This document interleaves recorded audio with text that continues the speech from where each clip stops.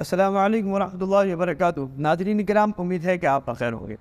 ناظرین کرام، ہمارے ایک بہن نے سوال کیا ہے اور سوال ہے شب برات کے تعلق سے، کیا شب برات میں صلاۃ التسبیح کی نماز کیسے پڑھی جاتی ہے؟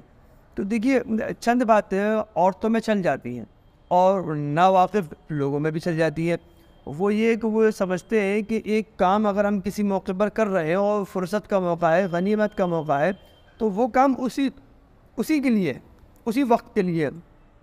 جبکہ صلاۃ التسبیح کی نماز کوشش کرو آدمی ہفتے میں تو ایک بار پڑھی لے۔ ویسے تو روزانہ پڑھنی چاہیے، نہیں پڑھ پا رہا ہفتے میں پڑھ لے، مہینے میں پڑھ لے، سال میں ایک بار پڑھ لے، نہیں تو زندگی میں ایک بار تو پڑھ ہی لے۔ یہ گناہوں کو بخشوانے والی نماز ہے۔ عام طور پر لوگ چونکہ اس رات میں عبادت کرتے ہیں تو اس کو اس رات میں پڑھ لیتے ہیں، تو اس لیے صلاۃ التسبیح کی نماز اس رات میں پڑھنی چاہیے۔ پڑھ لیتے ہیں، فرصت کا موقع ہے، پڑھ لیا جائے، لیکن صلاۃ التسبیح کی نماز کو اس رات کے لیے خاص کرنا یہ بالکل مناسب نہیں ہے۔ جمعہ کے جمعہ اس کو پڑھنا چاہیے، جمعہ میں اس کو پڑھ لینا چاہیے، ہر 8 بجے صلاۃ التسبیح کی نماز کو پڑھنا چاہیے۔ ایک دوسرا سوال ہمارے ایک بھائی کا آیا تھا کہ اس کا طریقہ کیا ہے۔ طریقہ میں غالباً گزشتہ سال بھی ریکارڈ کرا چکا ہوں، لیکن خلاصہ میں آپ کو بتا دیتا ہوں۔ تیسرا کلمہ ہے سبحان اللہ والحمد للہ ولا الہ الا اللہ واللہ اکبر ولا حول ولا قوة الا باللہ العلی العظیم۔